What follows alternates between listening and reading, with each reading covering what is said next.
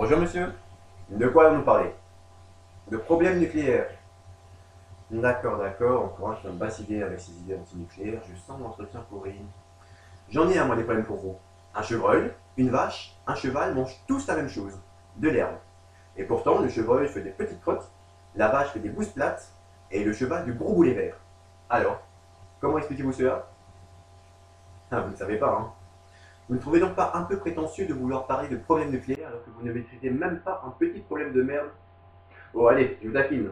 Bon, ah, vous voulez m'en faire une? Bon bah allez-y. Ah, désolé, celle-là je la connais. Oui, je sais ce qu'un oiseau dit lorsqu'il passe au-dessus d'une centrale nucléaire. Il dit cri-cri.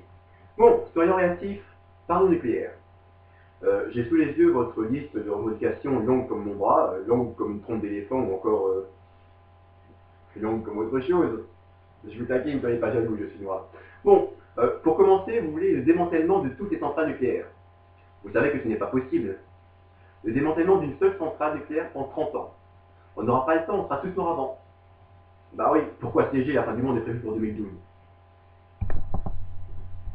Vous voulez ensuite qu'on délocalise toutes les centrales nucléaires en Chine. Quelle drôle d'idée, pourquoi en Chine? Parce que s'il y a une catastrophe nucléaire en Chine, dans un pays où ils sont 1,6 milliard, 10 000 morts, ça se verra beaucoup moins d'ailleurs, c'est à peine si on le remarquera. C'est un point de vue. N'empêche que vous remarquerez que le pays le plus peuplé est la Chine, et que proportionnellement, ce sont eux aussi qui ont le plus petits attributs sexuels au monde. Comme quoi, quand on vous dit que la taille c'est pas important. Ensuite, vous voulez le traitement des déchets radioactifs. Non, mais vous me faites bien rire avec vos idées utopistes. Vous vous rendez compte qu'on n'est déjà pas capable de traiter nos déchets ménagers, alors nos déchets nucléaires. Ce sont nos enfants qui vont en pâtir. Mais c'est dingue ça, comme vous êtes égoïste. Vous n'avez qu'à pas faire d'enfants. Ben, les Chinois s'en chargent déjà très bien. D'ailleurs, heureusement qu'ils ont le droit d'en faire qu'un seul. C'est dégueulasse, c'est dégueulasse. Non mais monsieur, je vous ferai dire que lorsqu'il y a une fuite nucléaire, ça fait quand même moins désordre qu'une marée noire. Le nucléaire, c'est incolore, c'est inodore, mais c'est mortel, certes.